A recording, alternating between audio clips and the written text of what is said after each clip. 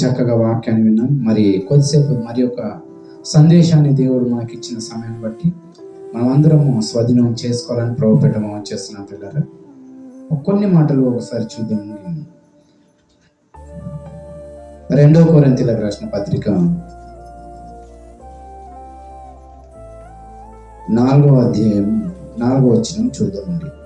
2 కొరింథీయులకు రాసిన పత్రిక 4వ అధ్యాయం 4వ వచనం.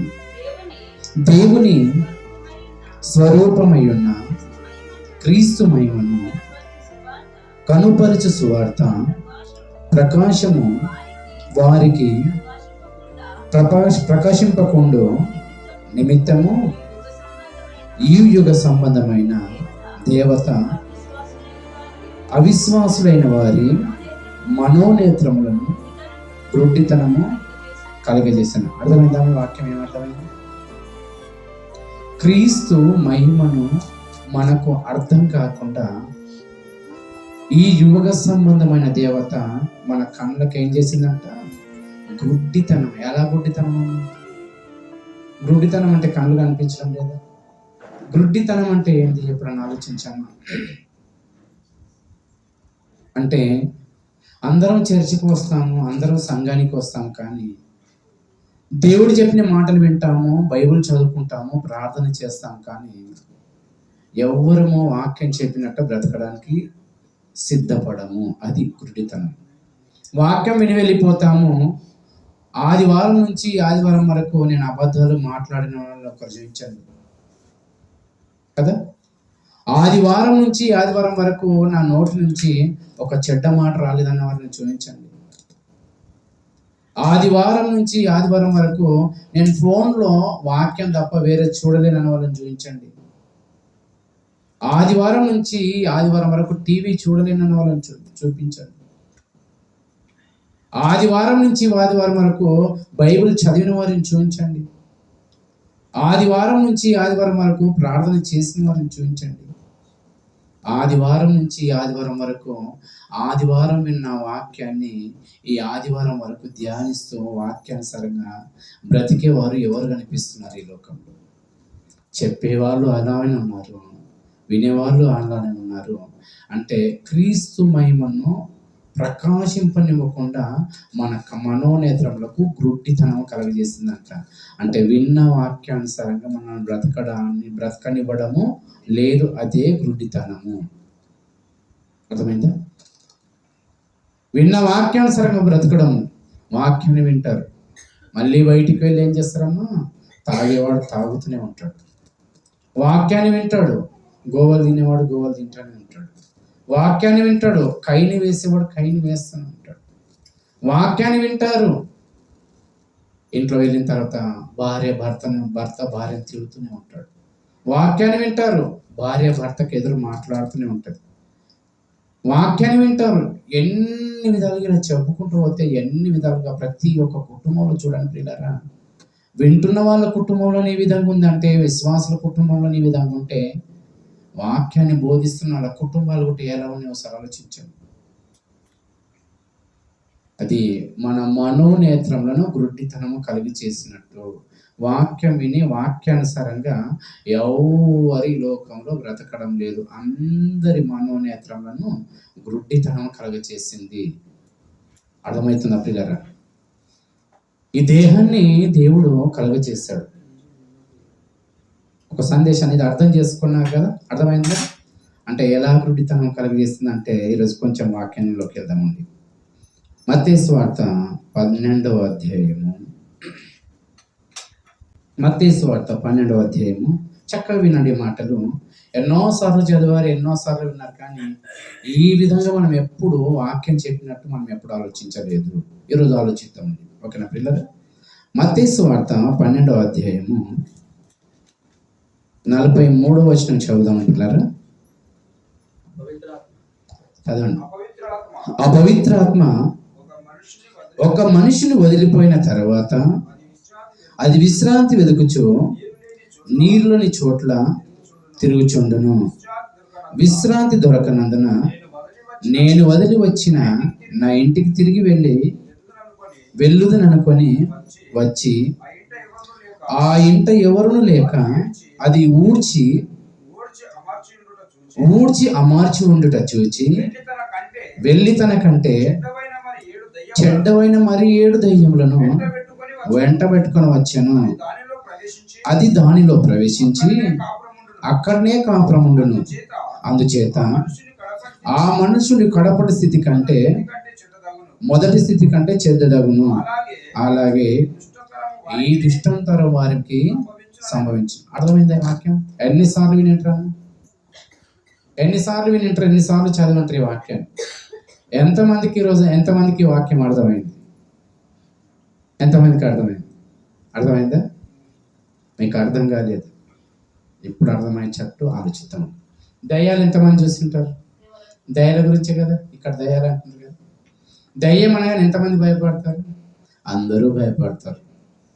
నిజంగా దయ్యము అన్న వాళ్ళు నిజంగా చూసిన వాళ్ళు ఎవరన్నారా? ఎవరు లేరు. యేసుప్రభు వారు ఏమంటారు తెలుసా? యేసుప్రభుని చూసి శిష్యులు ఏమనుకుంటారు తెలుసా? దయ్యము అనుకుంటారు. దయ్యం అనుకున్నప్పుడు యేసుప్రభు వారు ఏమంటారు తెలుసా? దయ్యం మనకేముండదంట, శరీరము దేహము ఉండదు. అర్థమైందా? మీరు గుర్తుపెట్టుకోవాలి, ఆత్మ ఎవరికి కనిపించదు, దయ్యం ఎవరికి కనిపించదు. ఇప్పుడు మనం ఈ మాటను ఆలోచిస్తాము. ఈరోజు ఈ మాటను విని అందరూ సంతోషంగా వెళదామండి. ఈ దయ్యాలు ఎవరో మనం చూద్దామండి ఈరోజు. అర్థమైందా? సంతోషంతో వింటారా? ఏం దయ్య బాబు, రాత్రిలో దయ్యాలని చెప్తున్నాం, వాళ్ళు ఇంటికి పోనిస్తారు అంటారా? ఆ దయ్యాలను విందామండి ఈరోజు. చాలా మందికి దయ్యాలంటే భయం. దయ్యం అనగానే మనం ఏమనుకుంటాం తెలుసా? చనిపోయిన వారు మళ్ళీ తిరిగి లేస్తారని అనుకుంటారు. కాదు. చనిపోయిన వారు ఎప్పటికీ తిరిగి భూమిపైకి రారు. మనసులో గుర్తుపెట్టుకోవాలి. అదే మన మనోనేత్రంలో గుడ్డితనం చేస్తుంది అపవాది. ఏం తెలుసా? చనిపోయింది అని ఇక్కడనే తిరుగుతుంటాడు, ఇక్కడే ఉన్నాడని మనం భయపెడుతుంది. మన మనోనేత్రంలో గుడ్డితనం చేస్తుంది. బైబిల్ చదువుకున్నవాడు, వాక్యం తెలిసిన వాడు, చనిపోయిన ఆత్మ మళ్ళీ తిరిగి రాదని నీకు ఎప్పటికీ గుర్తుండాలి. అది నీ మనసులో పెట్టుకొని నువ్వు ఎక్కడ వెళ్ళి నువ్వు భయపడవు. వాక్యం అంత బలాన్ని ఇస్తుంది మనకు, వాక్యం అంత శక్తిని ఇస్తుంది, వాక్యాన్ని మనల్ని బలపరుస్తుంది. అర్థమైందా పిల్లరా? కొంతమంది సమాధుల పైన పడుకుంటారు, వాళ్ళకి ఏం కదమ్మా. మనమే భయపడతాం కాబట్టి భయపెడుతుంది, భయపడకపోతే భయపెట్టదు. ఇప్పుడు ఆలోచిస్తాం. ఇప్పుడు మళ్ళీ మొదటి నుంచి 43 వచనం. ఒక అపవిత్ర ఆత్మ ఒక మనిషిని వదిలిపోయిన. అర్థమైందా? అపవిత్ర ఆత్మ ఎప్పుడు వచ్చింది? అర్థమైందా? మనిషిలోకి ఎప్పుడు వచ్చింది? వచ్చి వదిలిపోయిందంట. వచ్చింది ఎప్పుడు?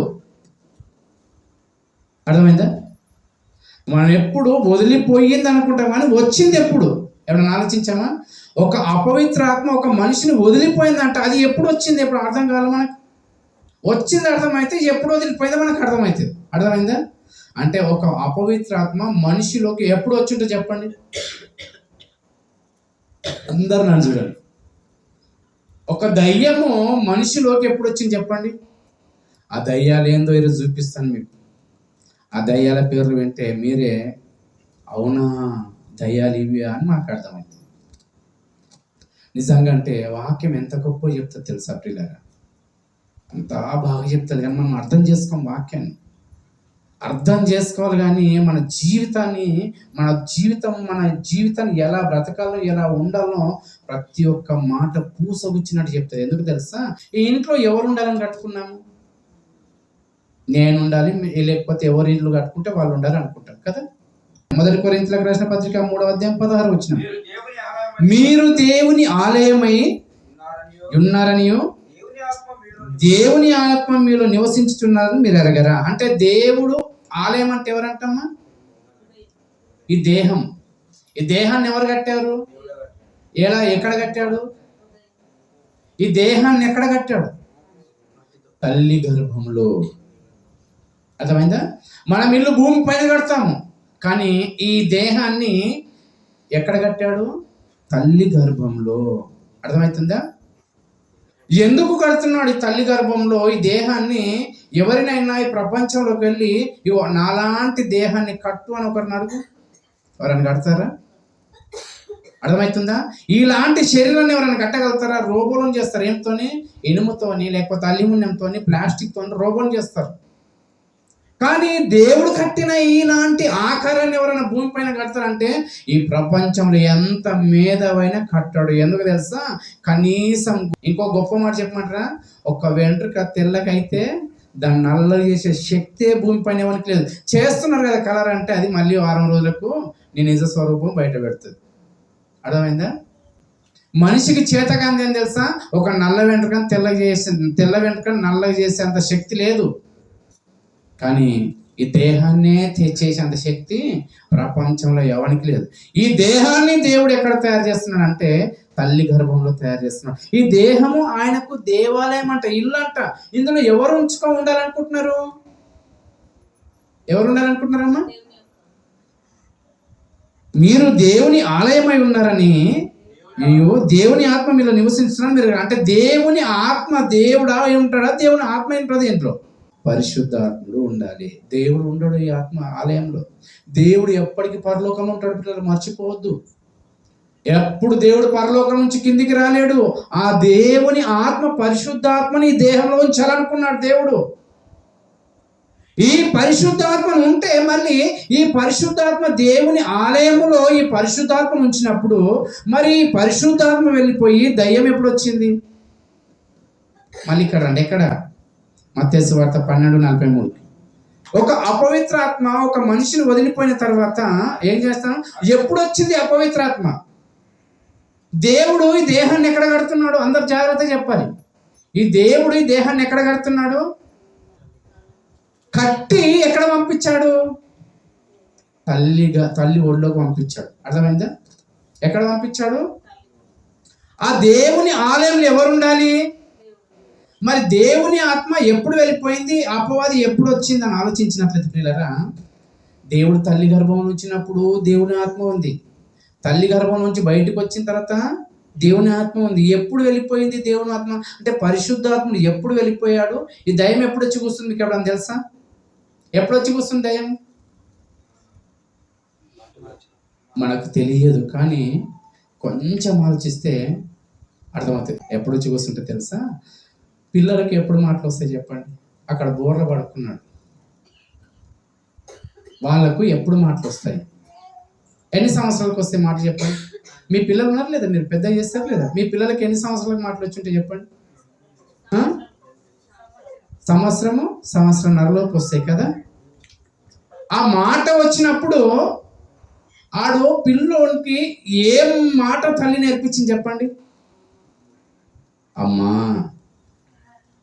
ఒరే అమ్మ అనరా, అమ్మ అమ్మ అనకపోతే అమ్మా అమ్మ అని ఎన్నిసార్లు ప్రాక్టీస్ చేయించామమ్మా? అమ్మా అనగానే పరిశుద్ధాత్ముడు బయటికి వెళ్ళిపోయాడు. అర్థమైందా? అమ్మా అనగానే పరిశుద్ధాత్ముడు బయటికి వెళ్ళిపోయాడు. అమ్మ ఏమన్నా ఈ దేహాన్ని చేసిందా? నానేమన్నా దేహాన్ని చేశారా? దేవుడు చేశాడు. దేవుడు ఏమనుకున్నా తెలుసా? ఈ దేహాన్ని చేసింది దేవుడు అని అంటాడేమో అని తల్లి నోటి నుంచి ఎదురు చూస్తుంటాడు. ఏమని? దేవుడి దేహాన్ని కట్టాడు, నీకు దేవుడు నాకు ఇచ్చాడు, మొట్టమొదట దేవుడు అని అనిపిస్తుందేమో తల్లి అని దేవుడు ఎదురు చూస్తుంటాయి. తల్లి ఏం చేసింది తెలుసా? అమ్మా అనిపించింది. అమ్మ అనగానే పరిశుద్ధాలు బయటికి వెళ్ళిపోయాడు. పోని ఉత్తమని బయట ఉంటే మళ్ళీ ఎవరిని పరిచయం చేసింది? నానా. అమ్మ అంటే ఎవరు అనుకున్నారు? పెద్ద దయ్యం. నిజంగా ప్రియులారా, ఈరోజు వాక్యం ఇంతమంది దయ్యాలు ఎవరో అని నువ్వు అనుకుంటున్నావు, కానీ అమ్మనే. ఎందుకు తెలుసా? ఆ దేవుడి నుంచి దూరం చేసింది ఈ అమ్మనే. 9 నెలలు పోసానరా, పెంచానరా, నాకు అన్నం పెడతలేవు అంటే మరి కడుపులో తయారు చేసింది ఎవరు? ఆ దేవునికి నువ్వు మోసం చేసావు కదా, దేవుని మాట చెప్పకుండా. తల్లి ఏమంటే తెలుసా? 9 నెలలు మోసానరా, నేను పెంచి పెద్ద చేశానరా, ఈరోజు నన్ను చూస్తలేవంటే నువ్వు చేసిన తప్పు ఏం తెలుసా? దేవుని నువ్వు పరిచయం చెయ్యలేదు. అమ్మ తర్వాత ఇంకే దయం వచ్చింది తెలుసా? నాన్న అనే దయం తీసుకొచ్చింది అమ్మ. నాన్ననే దయం తీసుకొచ్చిన తర్వాత ఇంకే దయం వస్తుంది? అక్క అనే దయం ఉంది, తమ్ముడు అనే దయం ఉంది, చెల్లెలు అనే దయం ఉంది, మామ అనే దయం ఉంది, అత్తమ్మ అనే దయం ఉంది, బామ్మర్ది అనే దయం ఉంది. ఎన్ని వరసలు చూడండి ఇప్పుడు. దేవుణ్ణి గుర్తు చేసుకునే సమయం ఏమైనా దొరుకుతుందా మనకు? ఈ పరిశుద్ధాత్ముడు ఎప్పుడు వెళ్ళిపోయాడు తెలుసా? దేహంలో నుంచి అమ్మ అనగానే వెళ్ళిపోయాడు. ఎన్ని సంవత్సరానికి వెళ్ళిపోయాడు. రావాలి రావాలి రావాలని ఎదురు చూస్తూ ఉన్నాడు పరిశుద్ధాత్ముడు. కానీ ఎప్పుడు వచ్చాడమ్మా? ఇప్పుడు మీరు లెక్క పెట్టండి. పెళ్లి పత్రికలు ఎన్ని పత్రికలు చేస్తారు చెప్పండి? 500 చేస్తారా? 500 తర్వాత నీకు దేవుడు గుర్తుకొస్తాడు. చుట్టాలందరూ ఎంతమంది ఉన్నారు? మొట్టమొదటి పత్రిక దేవుని ప్రణాళికతో ఈ పెళ్లి జరుగుతుందని ఆలోచిస్తామా? ఎవరెవరికి వాళ్ళు లిస్ట్ రాయరా? ఎంతమంది ఉన్నారు? మొత్తం లిస్ట్ రాసేసి పేర్లు రాసేసి వాళ్ళకి ఇచ్చాము వీళ్ళకి ఇచ్చాము అందరికి ఇచ్చేసి ఏమంటారు తెలుసా? ఈ దయ్యాలన్నీ వచ్చి ఏం చేస్తాయి తెలుసా? పెళ్లిలో వాక్యం విననీయకుండా చేస్తాయి దయ్యాలన్నీ. ఎంతసేపు చేస్తారు? జల్దీ పని చేయండి, టైం ఎంత అవుతుంది? అన్నిటికీ సమయం దొరుకుతుంది కానీ వాక్యానికే సమయము దొరకదు. ఈ దయ్యం ఏం చేస్తుంది తెలుసా? అమ్మ అనే ఒక దయ్యము నాన్నను పట్టుకొచ్చింది, నాన్నను పట్టుకొచ్చిన తర్వాత అత్తమ్మను పట్టుకొచ్చింది, అత్తమ్మ తర్వాత మామను పట్టుకొచ్చింది, మామన తర్వాత వీళ్ళందరినీ పరిచయం చేస్తుంది. కానీ దేవుడని పరిచయం చేసిందా తల్లి ఏ రోజన్నా? దేవుడు ఏమనుకుంటా తెలుసా? అందరికంటే ముందు దేవుడు అని పేరును ఆ కుమారుడు ద్వారా వినిపిస్తే ఆ పరిశుద్ధాత్ముడు ఆ దేహంలో ఉంటాడు. అర్థమైందా? అప్పుడు వెళ్ళిపోయిన పరిశుద్ధాత్ముడు ఎప్పుడు మళ్ళీ దేహంలోకి వస్తాడమ్మా? ఎప్పుడు వచ్చింది మళ్ళీ? పరిశుద్ధాత్ముడు రావాలంటే మళ్ళీ బాప్తిసం తీసుకోవాలి కదా? అంటే ఎన్ని సంవత్సరాలకు బాప్తిసం తీసుకుంటున్నాం? చాలా మంది బాప్తిసం తీసుకోకుండానే పరదేశం ప్రియులారని వెళ్ళిపోతున్నారు. అంటే దేవుడు కట్టుకున్న ఇంట్లో ఆ దేవుడినే పరిశుద్ధాత్మ ఉంచకుండా నువ్వు చేసిన ద్రోహానికి దేవుడు నరకంలో వేస్తాడు. అది నువ్వు మర్చిపోవద్దు. ఆ దేవుడు కట్టుకున్న ఇంట్లో 20 సంవత్సరాలకు బాప్తిసం తీసుకున్నావా? 20 సంవత్సరాల వరకు నువ్వు పరిశుద్ధాత్మని బయట పెట్టావు. ఎంత కోపం ఉంటుంది? నీ ఇల్లు కట్టుకొని నీ ఇంట్లో ఎవడో ఉండి నువ్వు బయటలో పడితే నీకు ఎంత కోపం వస్తుంది? ఒక్కరోజు చూస్తావు, 2 రోజులు చూస్తావు, పోలీస్ స్టేషన్ వెళ్తావు, నీకు తెలిసిన వాళ్ళని చెప్తావు, ఎన్ని డబ్బులు ఖర్చు కానీ లాయర్ల దగ్గర వెళ్తావు, ఎన్నో చేస్తావు కదా. నీ ఇంట్లో వేరేవాడు వచ్చి ఉంటే మరి పరిశుద్ధాత్ముడు అమ్మని పిలిచిన తర్వాత బాప్తిసం తీసుకుంటే మళ్ళీ పరిశుద్ధాత్ముడి హృదయంలోకి వస్తాడు. ఎన్ని సంవత్సరాలు బాప్తిసం తీసుకున్నారు చెప్పండి? ఇక్కడ 27 సంవత్సరాలు. ఇంకెవరు పెట్టావు? ఆ దేహాన్ని, నీ శరీరాన్ని ఆకారం కట్టాడు చూడు. ఆ ఆకారాన్ని కట్టిన ఆ పరిశుద్ధాత్ముడు అందులో ఉండాలనుకున్న ఆ పరిశుద్ధాత్మని ఎక్కడ పెట్టావు? బయట పెట్టావు. ఆయన రావాలని ఎదురు చూస్తున్నాడు. ఆయన ఇంట్లో ఉండాలని ఎదురు చూస్తున్నాడు. కానీ ఒక్క దయ్యం వెళ్ళి ఎన్ని దయ్యాలను తీసుకొచ్చిందంట? మరీ చెడ్డమైన 7 దయ్యాలను తీసుకొచ్చింది. నువ్వేలా చెప్తావు ఇలా అంటావు? వాక్యానికి ఎక్కడన్నా ఈ బేసిక్ ఎక్కడన్నా ఉందంటే ఈ వాక్యం చదువుకున్న వాళ్ళకి అర్థం కాలేదా అని నేను అనుకుంటాను. ఒకసారి చూద్దామండి 46వ వచనం. ఈ మాటల కింద ఉంది కదండి, దయ్యం ఎవరో ఇక్కడ యేసుప్రభు కనిపిస్తున్నారు. మాటల కింద చదవండి.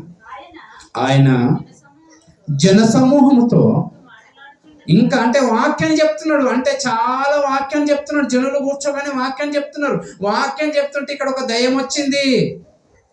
చదవండి అక్కడ ఏ దయ్యమో?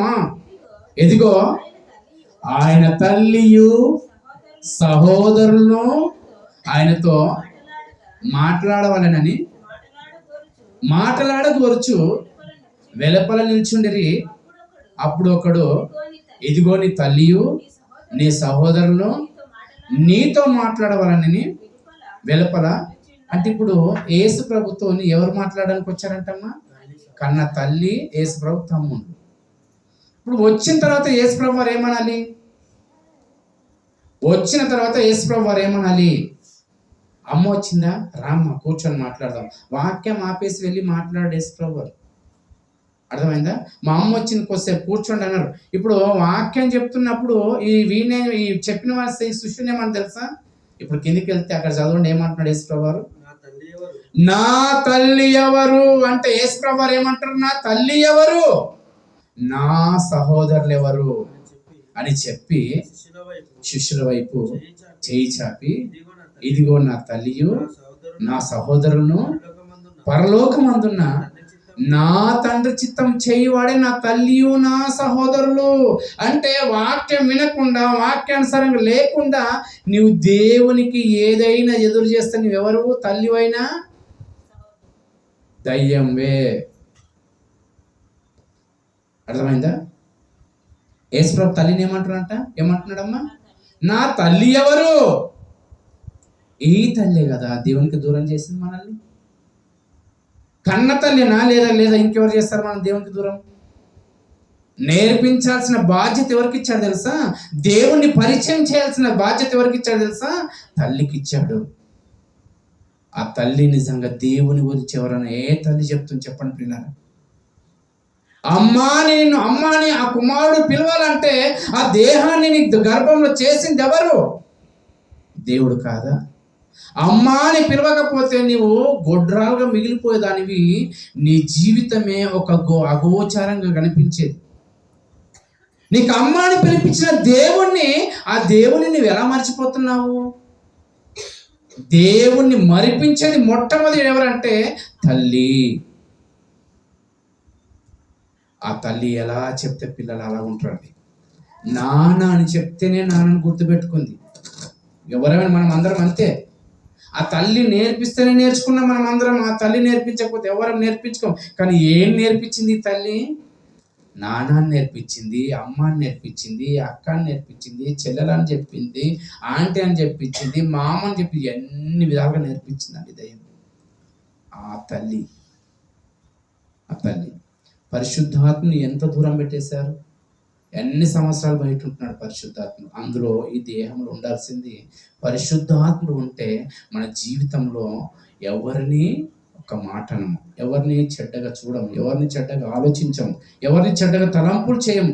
కనుక ఎప్పుడైతే పెరుగుతున్న కొద్దీ ఆ అమ్మ అనే మాట రాగానే పరిశుద్ధాత్మ పెడితే బయటికి వెళ్ళాడో మనం పుట్టిన వారందరం ఉంటే ఎలా ఆలోచనలు వస్తున్నాయమ్మా? తల్లి లాంటి ఆలోచనలే, తండ్రి లాంటి ఆలోచనలే. మనం ఎలాంటి ఆలోచన ఉండాలి తెలుసా? దేవుని ఆలోచనలు కలిగి మనం బ్రతకాలి. కానీ ఈ తండ్రి కంటే ఆ తండ్రి గొప్పోడు కాబట్టి ఆయన ఆలోచనలు కలిగి మనం బ్రతకాలి. కానీ ఈ తండ్రి ఆలోచనలు వస్తున్నాయంటే ఈ తండ్రిని నేర్పించింది, తండ్రి చేస్తున్న పనులు తల్లి చూపించింది, తండ్రిని పరిచయం చేసింది.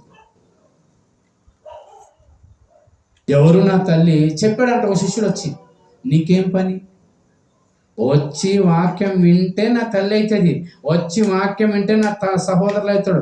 వాక్యం వినని వాడు నాకు తల్లి కాదు, నాకు తమ్ముళ్ళు కాదు. వాక్యం వినకుండా కూర్చొని తర్వాత వస్తే అన్నగాడు, చెల్లె కాదు, ఎవరు నాకు కాదు. అర్థమైందా?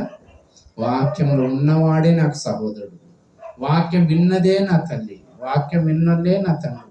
మీరందరూ నాకన్నా పెద్దలు ఉంటే ఇందులో ఉంటే నాకు తమ్ముళ్ళు అవుతారు, నాకంటే చిన్నగా ఉంటే నాకు చెల్లెళ్ళు అవుతారు, నాకంటే చిన్నగా ఉంటే నాకు తమ్ముళ్ళు అవుతారు, నాకంటే పెద్దగా ఉంటే అన్నలు అవుతారు, నాకంటే పెద్దగా తండ్రి వరుసలు ఉంటే నాకు తండ్రులు అవుతారు. వాక్యం వినకుండా వాక్యానుసారంగా బ్రతకకపోతే ఈ లోకానుసరమైన తండ్రి అవసరం లేదు, తల్లి అవసరం లేదు. అర్థమవుతుందా? ఏమనుకుంటున్నారు వాక్యం అంటే? ఏం నేర్చుకుంటున్నారు? బాప్తిసం తీసుకున్న తర్వాత అంటే ఎన్ని సంవత్సరాలు పరిశుద్ధాత్మని బయట పెట్టి వస్తారు చూడండి. పరిశుద్ధాత్ముడు ఎప్పుడు వస్తాడు?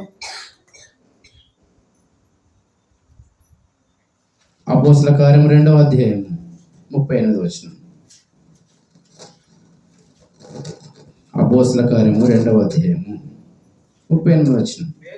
పేతురు, మీరు మారు మనసు పొంది పాప క్షమాపణ నిమిత్తము ప్రతివాడు యేసుక్రీస్తు నామమున బాప్తిసం పొందుడి, అప్పుడు మీరు పరిశుద్ధాత్ముడు మన హృదయంలోకి మళ్ళీ ఎప్పుడు వస్తారంటే? ఎప్పుడు వస్తారంటమ్మా?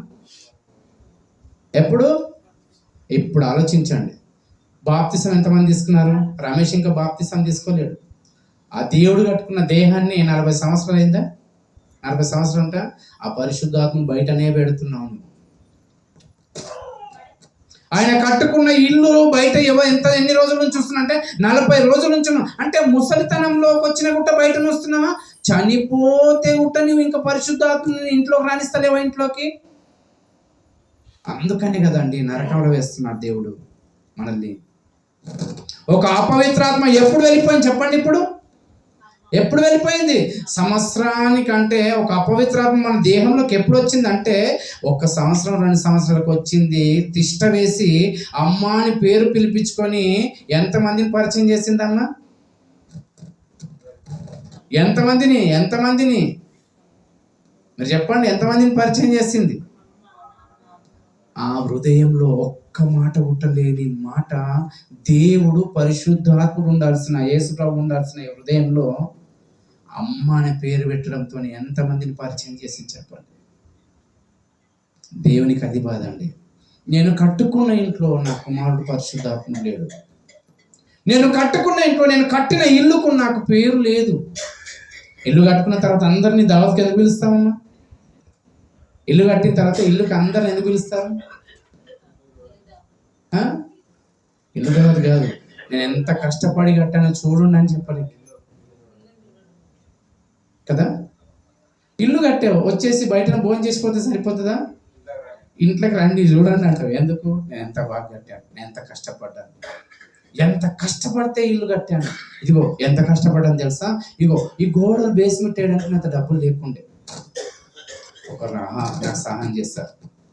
ఇదిగో గోడలు వేసిన తర్వాత ఈ యొక్క ఏమిటేమో సబ్జెక్ట్ వేయడానికి డబ్బులు లేకుండే, ఇంకోరు హెల్ప్ చేశారు. ఇదిగో ఈ స్లాబ్ వేయడానికి నాకు డబ్బులు లేకుండే, ఇంకోటి దగ్గర కూర్చాను. ఇదిగో అంత కట్టేశాను, కానీ ఇదిగో ఇంటికి తలుపులు లేవు, వాళ్ళ దగ్గర తెచ్చాను. ఇంత మంచిగా ఇంత బాగా కట్టావు నీవు ఇల్లు అని అందరు చెప్పడానికి అందరికి పిలిచి దావత్ చేసిన తర్వాత గుడిసేసి ఎవరైనా దావత్ చేస్తారా? గుడిసె కట్టి ఇల్లు ఓపెనింగ్ ఉంది అంటారు. అన్నీ అంటే ఏం ఓపెనింగ్ అంటే గుడిసె ఇదే అంటే ఎవరైనా చూస్తారా? దీనికి దావత, ఒరే ఈ దావత్ పైసలతో వీళ్ళే కట్టుకోవచ్చు అంటే కట్టింది చూపించాలని మనిషికి ఇష్టము, అంతేనా లేదా? కట్టింది ఏం చేయాలని మనిషికి చూపించుకోవాలి. నేను ఎంత బాగా కట్టాను చూడని చూపించుకోవడానికి ఇల్లు కడతాం. మరి దేవుడు కట్టిన ఇంట్లో దేవుడు ఉండాలి, దేవుడు చూపించుకోవాలన్నప్పుడు ఇప్పుడు నీవు పుట్టిన తర్వాత ఎవరైనా నా కొడుకు నా కొడుకు నా కూతురు నా కూతురు అని ఎత్తుకుంటావు. దేవుని కొడుకు దేవుని కుమార్తె అని ఎప్పుడైనా నీ నోటి నుంచి వచ్చిన భాగ్యమే రోజానంద.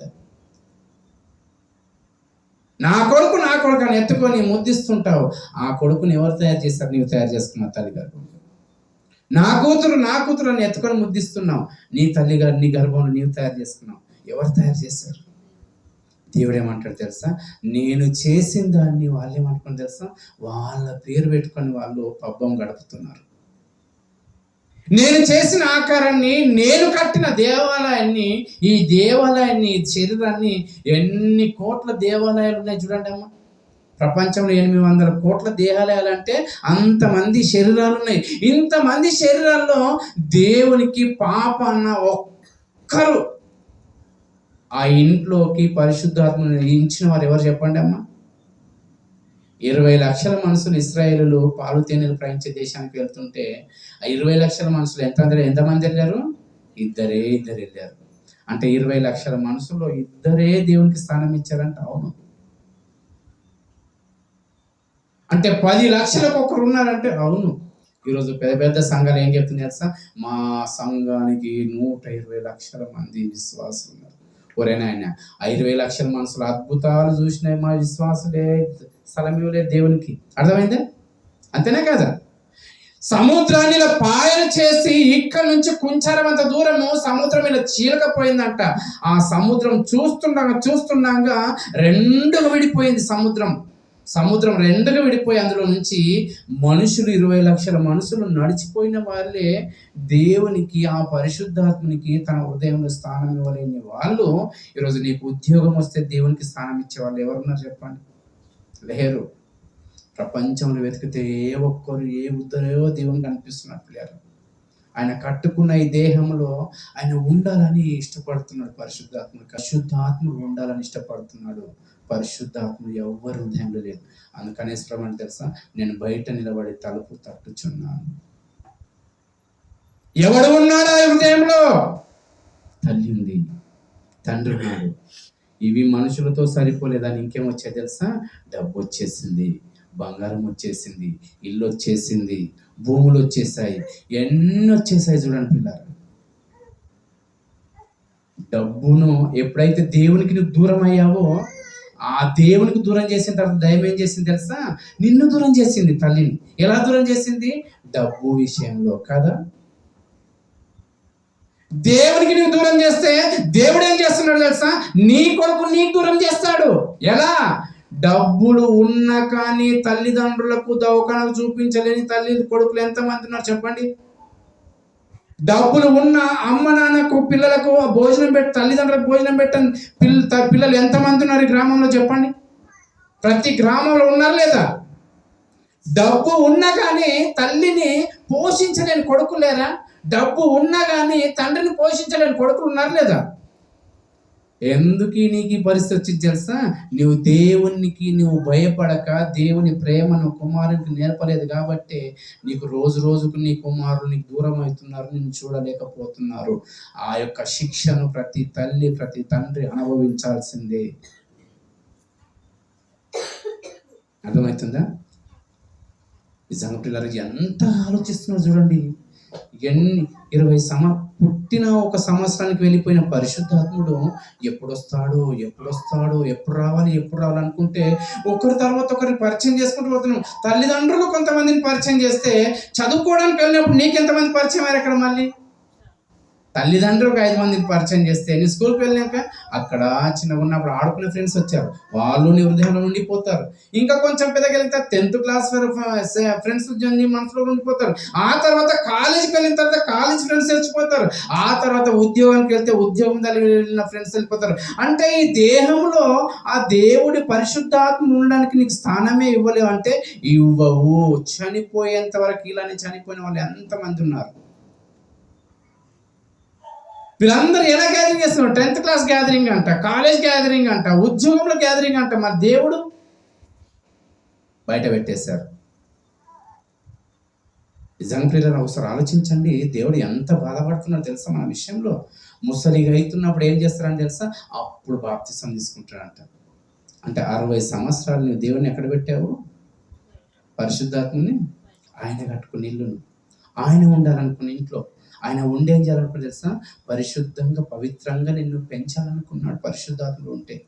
కానీ ఆయన బయటికి పంపిస్తాను కదా తల్లిని చూపించిన తర్వాత తల్లి మీదనే ప్రేమలు వెళ్ళిపోయే కొడుకుకి ఈరోజు. తండ్రి అని నేర్పించావు, తండ్రి మీదనే ప్రేమలు వెళ్ళిపోయాయి. పిల్లలని చూపించావు, పిల్లల మీదనే తల్లుల ప్రేమలు వెళ్ళిపోయాయి. ఎందు విషయంలో తెలుసా? డబ్బు విషయంలో. ఒక చిన్న ఎగ్జాంపుల్ చెప్తా. ఎప్పుడైతే 25% వచ్చిందో ఆడపిల్లలకి ఇవ్వాలనే రూల్స్ వచ్చిందో, వాళ్ళ నాన్న వాళ్ళకు ఊర్లో పొలం ఉందంట. పొలం ఉన్నప్పుడు ఏం చేస్తారంటే పిల్లరా, వీళ్ళు ఎలా అంటే మంచి ఫ్యామిలీ, ఏ జరిగిన కుటుంబంలో అక్క చెల్లెళ్ళు అన్నలు తమ్ముళ్ళు అందరు కలిసి ఎంత గ్రాండ్ చేసుకుంటారు ఫంక్షన్లు అంటే చాలా ఒక కుటుంబం చేసుకున్నప్పుడు వీళ్ళు కొంచెం పొలం అమ్మారు. పొలం అమ్మిన తర్వాత ఏమైంది తెలుసా? 25% వాళ్ళు ఇచ్చేస్తారు. మంచిగా ఏం లెక్కలు రాసుకోకుండా పేపర్ రాసుకోకుండా వాళ్ళు ఇచ్చేస్తారు. ఏది? 25%. ఇచ్చేసిన తర్వాత మళ్ళీ ఏం ఆశ వచ్చింది తెలుసా? మనం ఎట్లా సంతకాలు పెట్టింది పేపర్లు ఏం లేదు కదా, మా అక్కలే కదా, మా చెల్లెలే కదా, వాళ్ళ నమ్మకంతో వచ్చేస్తారు. మా చెల్లెలే కదా, మా బావలే కదా, ఇగో ఇంత మంచి మేము ఉన్నాము, ఈ పేపర్లతో ఏం అవసరం, మాట ముఖ్యం కదా అని వాళ్ళు ఏం చేస్తారు తెలుసా? ఏం పేపర్ల మీద సంతకం పెట్టుకోకుండా ఇచ్చేసారంట. ఇచ్చేసిన తర్వాత మళ్ళీ వచ్చేవారు తెలుసా? 25% ఇవ్వాలని మళ్ళీ చెప్తున్నారు. ఏంది? మళ్ళీ 25%. అంటే ఇప్పుడు 50% వాళ్ళకపోతే వీళ్ళకేం వస్తుంది? ఈ విషయంలో కొట్టుకొని కోర్టులకు వెళ్ళి ఫంక్షన్లు చేసుకుంటే పిలుచుకోలేని దురస్థితి వచ్చింది. అంటే డబ్బు మనల్ని ఏం చేస్తుంది? తల్లిని దూరం చేస్తుంది, తండ్రిని దూరం చేస్తుంది, పిల్లల్ని దూరం చేస్తుంది. అంటే ఒక డబ్బు నీకు ఎప్పటికి అవసరం అంటే కాదు కాదు కాదు, అది ఎవరు చేశారంటే తల్లి చేసింది, తండ్రి చేశాడు. నువ్వు పుట్టినప్పటి నుంచి దేవుని ప్రేమలో పెంచింటే ఈ డబ్బు మీద ఇష్టపడేవాడు కాదు. అర్థమైందా పిల్లరా? మీరు ఆలోచించండి. మత్తయి సువార్త 10వ అధ్యాయం, క్షమించండి 10వ అధ్యాయం. యేసుప్రభు ఎవరు ఏమంటారు తెలుసా? అందరు ఏమంటారమ్మా యేసుప్రభుని నమ్ముకుంటే? మీరు దేవుని మందిరానికి రమ్మంటే ఏమంటారు తెలుసా? నీకు శాంతి లేదా? సమాధానం ఇస్తారా? నీకు పిల్లలు లేరా? పిల్లల్ని ఇస్తారా? మీ ఇంట్లో గొడవలు ఉన్నాయా? యేసుప్రభు దగ్గర మీ ఇంట్లో ఏమన్నా బాధలు ఉన్నాయా? యేసుప్రభు దగ్గర. నీకు అనారోగ్యం ఉందా? యేసుప్రభు దగ్గర. ఇవి చేస్తాడు చేయడానికి కాదు, కానీ యేసుప్రభు వారు ఒక మాట చెప్తున్నాడు, ఇక్కడ చదవండి. నేను భూమి మీదకి సమాధానమును పంచవచ్చితినని తలంచకొద్ది. నేను సమాధానాన్ని ఇవ్వడానికి వచ్చానని మీరు అనుకోకండి. ఖడ్గమునే గాని సమాధానము పంపుటకు నేను రాలేదు. అంటే ఏమంట తెలుసా? యేసు ప్రభుని నమ్ముకుంటే సమాధానం ఇస్తారని మీరు అందరు పోతున్నారు కదా. ఎవరంటున్నారు? మతోన్మాదులు అంటున్నారు, హైందవులు అంటున్నారు. యేసు ప్రభుని అనుకుంటే శాంతి సమాధానం వస్తాను మీరు అనుకుంటారు కదా. ఆ యేసు ప్రభు ఏమంటున్నారు తెలుసా? ఇదిగో శాంతి సమాధానం ఇస్తానని మీరు అనుకుంటారు కదా. ఆయన ఏమంటారు తెలుసా? సమాధానాన్ని ఇవ్వడానికి రాలేదంట. ఒక్క మనుషునికి వాని తండ్రికి, కుమార్తెకును, ఆమె అత్తకును, కోడలకును, ఆమె అత్తకును ఎందుకు వచ్చారంట యేసు ప్రభు ఎందుకు వచ్చారంటే భూమిపైకి? చెప్పాలి మీరు. ఎందుకు విరోధం పెట్టడానికి వచ్చాడు? కిందికి చదవండి. ఒక మనుషుని ఇంటి వారే అతనికి శత్రువులవదు. ఏదైతే ఉన్న మాట, మనం దేవుని మాట ఏదైతే చెప్తాం చూడండి, ఇంటి వారే మనకు శత్రువులు అవుతారు. అర్థమైందా? ఎలా శత్రువులు అవుతారు అంటే కింద చెప్తున్నాడు, తండ్రినైనను తల్లినైనను నాకంటే ఎక్కువ ప్రేమించేవాడు నాకు పాత్రుడు కాదు. అంటే ఎందుకు శత్రుత్వం పెడుతున్నా అంటే, ఏ కుటుంబంలో అక్క చెల్లెలకు సంతోషం చెప్పండి, అత్త కొడుకు సంతోషం చెప్పండి, అన్నదమ్ములకు సంతోషం చెప్పండి. కుటుంబంలో తండ్రికి కొడుకుకు సంతోషం లేదు, తల్లి కొడుకుకు సంతోషం లేదు, తల్లి కూతురుకు సంతోషం లేదు. మీది మాటలకు నా బిడ్డే మా అమ్మ అనుకుంటారు, కానీ ఒక్కసారి నీ కళ్ళ ముందర ఒకరికి ఎక్కించుకొని తక్కువ చేయి. అర్థమైందా? ఆయన పరిస్థితులు బాగలేనప్పుడు ఆయనకి ఇచ్చి ఈయనకి ఇవ్వకు. ఏమన్నా తెలుసా? నాడికి పోయిగా వీడికి వచ్చాడో అవసరము లేదు. యేసుప్రభు ఎందుకు వచ్చాడని తెలుసా? కుటుంబంలో ఏం చేయడానికి? గొడవలు పెట్టడానికి వచ్చాడంట. ఏం గొడవలు? అన్నదమ్మునికి ఎందుకు పడతలేదు? భార్య భర్తలు ఎందుకు పడడం లేదు? తండ్రి కొడుకుకి ఎందుకు పడడం లేదు? తల్లి కూతురుకి ఎందుకు పడడం లేదు? అది పడకుండా చేసిందే యేసుప్రభు అంట. ఒకరికొకరు పడకుండా చేసిందే యేసుప్రభు అంట. ఎందుకు చేశాడు అంటే, ఆ దేవుడు కట్టిన దేవాలయంలో పరిశుద్ధాత్మని మీరు దూరం చేశారు. వీళ్ళని ప్రేమించే కదా వాళ్ళని దూరం, పరిశుద్ధాత్మని దూరం పెట్టారు మీరు. వీళ్ళని తల్లిని ఇష్టపడే కదా ఆ పరిశుద్ధాత్మ దూరం కూడా. అందుకని నేను తల్లిని ఏం చేస్తాను? కొడుకుకు పడకుండా చేస్తాను. ఈ పరిశుద్ధాత్మని కదా బయటకు పంపించావు. సెకండ్ తండ్రిని పరిచయం చేసి ఆ తండ్రిని దూరం చేస్తాను. దేవుడు ఎంత బాగా చెప్తున్నాడు తెలుసా ప్రియులారా? ఇది ప్రియులారా వాక్యం అంటే. వాక్యం అంటే ఇలా నేర్చుకోండి. వాక్యం ఇలా నేర్చుకోండి రండి అంటే రామ్ ప్రియులారా. అర్థమవుతుందా? ఎవడును కింద చదవండి. నాకంటే తండ్రినైనను తల్లినైనను నాకంటే ఎక్కువ ప్రేమించువాడు నాకు పాత్రుడు కాడు. కుమారునైనను కుమార్తెనైనను నాకంటే ఎక్కువ ప్రేమించువాడు నాకు పాత్రుడు కాడు కాడు కాడు కాడు. అంటే ఏమంటాడు తెలుసా? అందరిని విడిచిపెట్టి మొట్టమొదట నన్ను ప్రేమించు. నన్ను ప్రేమిస్తే నేనేం చెప్తాను తెలుసా? నేను వెళ్ళిపోయాను, కానీ ఇగో నేను వెళ్ళిపోతే మీకు ఏం చేస్తాను తెలుసా? ఆదరణకర్తను సత్య స్వరూపాన్ని ప్రపంచంలోనికి పంపించి వెళ్ళిపోతున్నాను. ఆయన మిమ్మల్ని ఏం చేస్తాడు తెలుసా? సర్వసత్యంలోనికి తీసుకెళ్తాడు. ఆయన మీరు బయట పెట్టేస్తారు. అందుకని దేవుడు అంటే ప్రేమ లేకుండా పోతుంది. దేవుని వాక్యం అంటే భయం లేకుండా పోతుంది. దేవునితో మాట్లాడాలని భయం లేకుండా పోతుంది. అందరూ ఎలా తయారైపోయారంటే ఎవరిష్టం వచ్చినట్టు వాళ్ళు బ్రతికేస్తున్నారు. పిల్లలు ఆలోచించండి. ఏమంటున్నాడమ్మా? ఒక మనిషిని ఆత్మ, అపవిత్ర ఆత్మ వచ్చి వెళ్ళిపోయిందంటే ఎప్పుడు వచ్చింది? అది మాటలు వచ్చినప్పుడు. మరి దాన్ని పంపించాలంటే ఎప్పుడు? బాప్తిసం తీసుకొని పంపించాలి. మరి బాప్తిసం తీసుకున్న తర్వాత మన క్రియలు ఏమన్నా మారాయా? మరి 7 దయ్యాలను వెంట పెట్టుకొని వచ్చిందంటే చర్చికి వచ్చే వాళ్ళు ఎవరు ప్రేమ కలిగి ఉంటారు చెప్పండి? ఈ చర్చికి వస్తే ఇంకెక్కడ దయ్యాలు మిగిలి ఉన్నారు? ఈ దయ్యాలు. చర్చికి వచ్చిన వాళ్ళని ఒకరు చూపించండి, ఈమె వాక్యానుసారం బ్రతుకుతుంది నిజంగానే. చర్చి బోధకుడే బాగలేనప్పుడు, చర్చికి సంఘానికిలో వెళ్ళినప్పుడు సంఘ బోధకుడే బాగలేనప్పుడు సంఘంలో విశ్వాసం ఎలా బాగుంటారు చెప్పండి? నువ్వు చర్చికి రాకంటే ముందు అక్కడ రాజకీయం ఉండొచ్చు, కానీ వీడు బాప్తిసం తీసుకొని మళ్ళీ చర్చిలో వచ్చి రాజకీయం చేస్తాడు. బయట నీవు రాజకీయ నాయకుడు ఉండొచ్చు, కానీ మళ్ళీ చర్చిలో వచ్చి ఏం చేస్తాడు? మళ్ళీ రాజకీయం చేస్తాడు. చర్చిలో పార్టీ ఇవ్వకపోతే ముఖమంతా ఒదిగి పెట్టుకున్నాడు, ప్రార్థన ఇవ్వకపోతే ముఖమంతా వదిలి, వాక్యం ఇవ్వకపోతే ముఖమంతా నీ గురించి చెప్తే నా గురించి చెప్పాడు, నీ గురించి కాకపోతే గొడవలు చెప్పడానికి వచ్చినా నేను, ఈ మైకులు మౌటికి చెప్పడానికి వచ్చిన నేను చెప్పేది మొత్తం మీ గురించి చెప్తాను. మీ గురించి నాకు ఒక చెడ్డ మాట అర్థమైందంటే కంపల్సరీ నేను చెప్తాను. అర్థమైందా? ఎందుకు చెప్తారు తెలుసా? మీరు సరిదిద్దుకోవాలి, మీరు బాగుపడాలని. ప్రేమ అంటే నిజంగా ప్రేమించే స్నేహితుడు ఏం చేస్తారంట? గద్దించే మాటలు చెప్తాడు. మనల్ని పాడు చేసే స్నేహితుడు ఏం చేస్తాడు తెలుసా? లెక్కలేనని మొదలు పెట్టుకుంటాడు. అర్థమైందా? యేసు ప్రభువు వారు ఏమంటుంది తెలుసా? బయట నువ్వు అలానే ఉన్నావు, బాప్తిసం తీసుకున్న తర్వాత ఓన్లీ లేక పరిశుద్ధాత్ముడు వచ్చి కనీసం మన హృదయంలో ఉన్నాడంటే, దేవుని సన్నిధానంలో దేవుడు ఉంటాడు చెప్పండి అమ్మ? ఇక్కడ దేవుడు ఉంటాడా? అందరం ఏమంటారు తెలుసా? అమ్మో దేవుడి మందిరానికి వెళ్దాం, దేవుడి మందిరంలో కూర్చుందాం. దేవుడు ఉంటాడు దేవుడి మందిరంలో? ఒక మాట చూసుకొని ముగించేసుకుందా? వీలైతే మళ్ళీ ఆదివారం దీన్ని కొనసాగిస్తుంది. తెస్సలోనికీయులకు రాసిన పత్రిక, తెస్సలోనికీయులకు రాసిన పత్రిక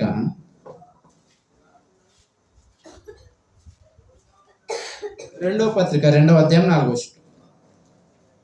తెస్సలోనికీయులకు రాసిన పత్రిక 2వ పత్రిక 2వ అధ్యాయం 4వ వచనం. ఏది దేవుడు అనబడునో, ఏది పూజింపబడునో దాని అంతటిని, అంటే ఏది దేవాలయం అంటే దేహాన్ని ఎవరు ఎదిరిస్తున్నారు? మళ్ళీ ఈ దేవాలయం అనుకున్నారు, ఈ దేవాలయం అనుకోండి, ఆ దేవాలయం ఎదిరించచ్చు. దానికి అంతటిగా తన్ను తాను హెచ్చించుకొనొచ్చు, తాను దేవుడనని కనపరుచుకొనొచ్చు. దేవుని ఆలయంలోనే వాడు కూర్చున్నాడంట. గనుక అంటే దేవుని ఆలయంలో ఎక్కడ కూర్చున్నాడు? దేవుని ఆలయం ఏదమ్మా? ఈ హృదయంలో వాడు కూర్చున్నప్పుడు నువ్వు చర్చికి వస్తే నువ్వు మారుతావా? మొట్టమొదట మారాల్సింది ఎక్కడ? హృదయంలో మారాలి. అక్కడ మారకుండా ఇక్కడ వస్తే నీ జీవితం ఎప్పటికీ మంచిది కాదు. ఎక్కడ కూర్చున్నాడంట వీడు? ఇందులో నుంచి వెళ్ళగొడతాం. ఫస్ట్ ఈ హృదయం నుంచి వెళ్ళగొడితే అప్పుడు వాక్యం అనేది ఇంట్లో నీ మనసు దొరుకుతాయి. ఇప్పుడు వచ్చారు కదా, ఇప్పుడు ఏమనుకో తెలుసా? ఎంతసేపు చెప్తారు ఆయన పని చేయాలి, ఏమోవాలి, ఆకలి అయితే తినాలి. చాలా మంది అంటున్నారంట ఎక్కువసేపు వాక్యం చెప్తారు అనుకని రావడం ఇష్టం లేదు. ఎక్కువసేపు తినేటప్పుడు ఎప్పుడన్నా ఎందుకు ఎక్కువసేపు తినడానికి ఏమంటారు?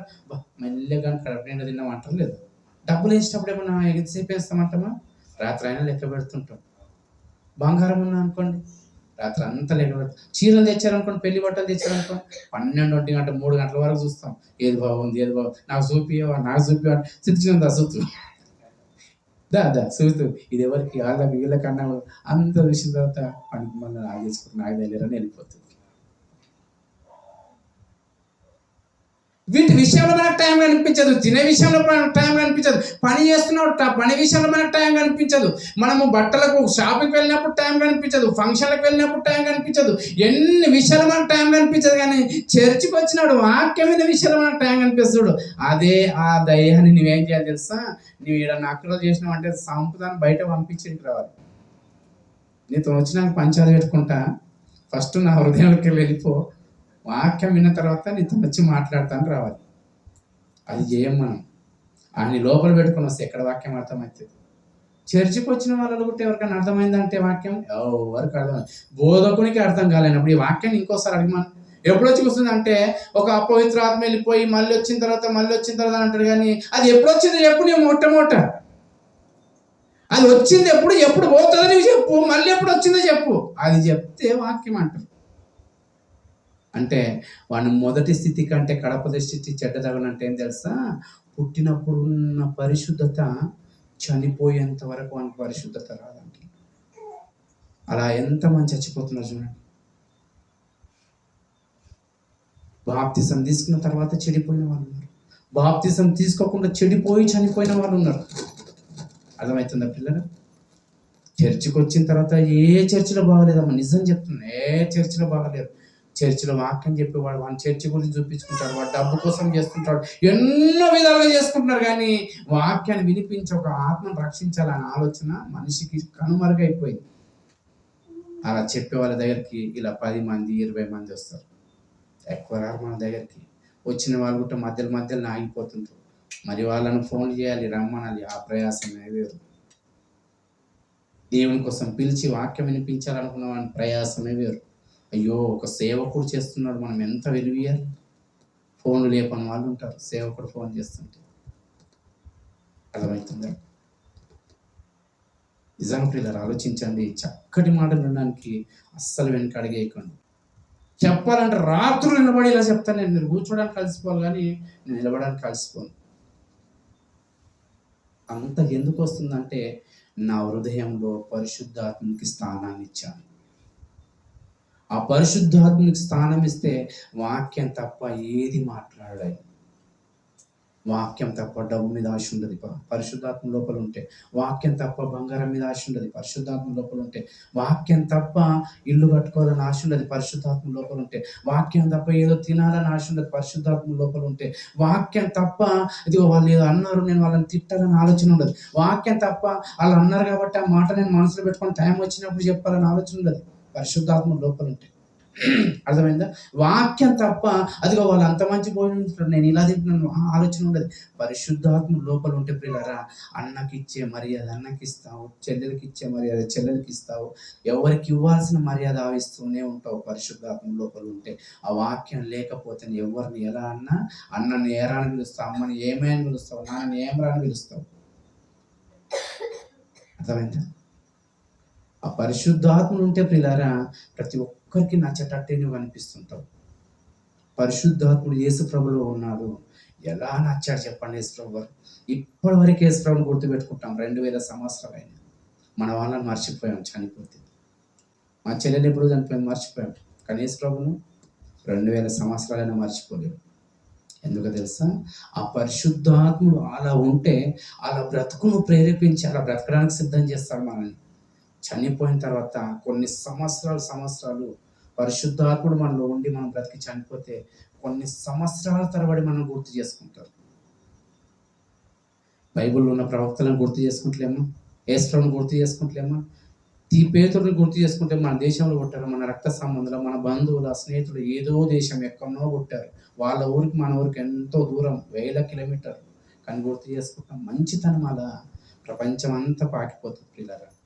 చెడ్డతనాన్ని మనం తొందరగా మర్చిపోతారు. మంచితనము నాకు నిజంగా ఎవరి పేరు వస్తుంది, నువ్వు చనిపోయిన తర్వాత పేరు వస్తుంది. నువ్వు బ్రతికున్నప్పుడు రాదు మంచోడా. నువ్వు దేవుని కోసం బ్రతుకుతున్నప్పుడు నీకు పేరు రాదు, చనిపోయిన తర్వాత వస్తుంది. అర్థమైందా? చచ్చి విత్తనం వేసిన తర్వాత అది గింజలు బతుకున్నప్పుడే ఇన్ని గింజలు రావాలంటే రాదు. అది భూమిలో పడి చచ్చిపోయిన తర్వాత 100-200 విత్తనాలు ఇస్తావా ఏం పంట పండిందంట. బ్రతికున్నప్పుడు ఎవరికి పేరు రాదు. బ్రతికున్నప్పుడు యేసు ప్రభు కూడా పేరు రాలేదు పిల్లలు. నిజాయితీగా బ్రతకండి. పరిశుద్ధాత్మను మనలో ఉంటే ఏం చేస్తారు తెలుసా? 10 సంవత్సరాలు కాదు 10,000 సంవత్సరాల వరకు మనల్ని గుర్తుపెట్టుకునేటట్టుగా మనల్ని దేవుడు నడిపిస్తాడు. అర్థమైందా? తల్లే భార్యే దయ్యం, తల్లే దయ్యం, పిల్లలే దయ్యాలు. ఇప్పుడు ఎన్ని దయ్యాలు ఉన్నాయి చూడండి. బైబిల్ చదువుకుంటే ఏదో మాట్లాడతారు, వాళ్ళకు దయ్యాలు. వీళ్ళందరూ నేను ఎలా చూస్తే తెలుసా? ఈ దయ్యాలు ఏడికి వెళ్ళి పట్టుకున్నా అంటే ఆ దయ్యాలను మళ్ళీ సరి చేయాల్సింది ఎవరు? నేనే మళ్ళీ కదా. అమ్మ ఒక దయ్యం, నాయన ఒక దయ్యం, చెల్లెలు ఒక దయ్యం, భార్య ఒక దయ్యం. ఈ భార్య ఒక విధంగా ఉంటుంది, తల్లి ఒక విధంగా ఉంటుంది, నాయన ఒక విధంగా ఉంటాడు, పిల్లలు ఒక విధంగా ఉంటాడు. వీళ్ళని సరి చేయనీకి పోతే మనకు బీపుల్ షుగర్లు ఎక్కువ అయిపోతాయి. తల్లి నందమా తల్లి ఊకోదు, భార్య నందమా భార్య ఊకుండదు. ఈ దయ్యాలు ఏం చేస్తాయి తెలుసా? మనల్ని బట్టి పిడుస్తుంటాయి. ఎలా బట్టి? నీ భార్య అన్నది కదా, భార్య అన్నప్పుడు తల్లి కన్నా భార్య అంటుంటది. ఈ దయ్యాలు మనం పట్టి పీడిస్తాయి లేదా? అది తెస్తావా తేనా? ఆమె బంగారం తెచ్చింది తెస్తావా లేదా? పీడిస్తూనే ఉంటుంది. చీర తెస్తావా లేదా? పీడిస్తూనే ఉంటుంది. పీడ్చుక తిన్నంత వరకు విడిచిపెట్టాయి ఈ దయ్యాలు. ఆ పిల్లలకు బట్టలు తెచ్చారు తేవా, దయ్యం పీడిస్తూనే ఉంటుంది. వద్దు పిల్లరా, బ్రతికిన రోజులు ఏం తీసుకెళ్ళలేము. దేవుని కోసం బ్రతకండి. అలా కన్ను మూత ఉంది. మనకు నిత్య జీవాన్ని ఇవ్వడానికి యేసుప్రభు నిజ అంటే ఉన్నాడు. దయ్యాలు ఎవరు చెప్పండి ఇప్పుడు? ఆ సమాధులు ఏం లేవు, ఒక్క తప్ప. అర్థమైందా? మీరు భయపడకండి దయ్యాలని. నీ ధైర్యంతో ఉండు, నీకు ఏ దయ్యం రావట్లేదు. ఉన్నది అనుకుంటే నీ నీడని నీకు దయ్యంగా అనిపిస్తుంది. అర్థమైందా? ఉన్నదని అనుకుంటే నీకు దయ్యం, లేదనుకుంటే ఏ దయ్యం లేదు. దయ్యాలు ఎవరు తెలుసా? ఈ దయ్యాలను ఏం చేయాలి తెలుసా? మనము దేవుళ్ళకి నడిపించి మంచిగా దేవుని కోసం బ్రతికేటట్టు చేయాలి. ఇప్పుడు నాకు ఎంతమంది దయాలు ఉన్నారు తెలుసా? మామ దయం ఉంది, అల్లుడు దయం ఉన్నాడు, కొడుకు దయం ఉంది, అత్త దయం ఉంది, భార్య దయం ఉంది, అమ్మ దయం ఉంది, నాయన దయం ఉంది, అన్న దయం ఉంది. అర్థమైందా? తమ్ముడు దయం ఉంది. మీరు అందరు దయ్యాలే. ఆ దయాల నుంచి ఏదో దేవుడు నన్ను మార్చుకున్నాడు, మేము దయాల నుంచి మార్చాలని రండి మంచిగా అంటే మనం ఎక్కడ వస్తాం? అర్థమవుతుందా? మంచి కథ ఉంటుంది. ఏమొద్దు, నువ్వు మంచిగా నీ భర్తకు మాటిని, నీ ఇంట్లో గొడవ ఉండదు, నీ భార్యను ప్రేమించి గొడవ ఉండదు. దేవుడు చెప్పిన మాట ప్రకారం బ్రతుకు అన్ని విధాలుగా. అందుకని 2000 సంవత్సరాల క్రితం యేసుప్రభు లోకానికి వచ్చి ఏమి ఇచ్చాడు? తన దేహాన్ని ఇచ్చిపోయాడు. ఈ రొట్టె అదేం తెలుసా? ఇదిగో నా శరీరాన్ని తీసుకున్నప్పుడు మీరు జ్ఞాపకం చేసుకోవాలి. ఎందుకు తెలుసా? నేను పరిశుద్ధంగా ఉంది నా శరీరం. ఆ శరీరాన్ని తీసుకున్న మీరేం కావాలి?